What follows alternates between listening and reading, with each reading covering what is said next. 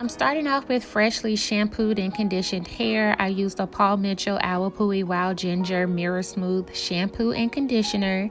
Next, I'm using the Paul Mitchell Forever Blonde Dramatic Repair leave-in. This is a protein-based leave-in. And then I'm following that up with the Awapui Wild Ginger Mirror Smooth primer. This preps the hair for blow drying and acts as a heat protectant as well. I'll be using the Paul Mitchell Pro Tools Express Ion Dry Plus Blow Dryer set to the highest heat and highest fan, along with the Paul Mitchell Pro Tools Round Brush. I divided my hair into 4 sections and from there into 1 to 2 inch subsections. And I start blow drying from the mid shaft to the ends, making sure that my ends get pretty straight and detangled before moving up the shaft of the hair. I make sure that I keep my round brush and my blow dryer constantly moving. You don't want to hold it in one place for too long because that can cause damage. I enjoy using the round brush method to blow out my hair because it helps get my hair straighter, it helps fight frizz, and it also helps create a healthy shine. This particular brush has vegan bristles and a vented aluminum barrel, which also helps straighten the hair out as well. So this is my preferred method to blow drying my hair for my silk presses because it really gets my hair as straight as possible before going in with the flat iron.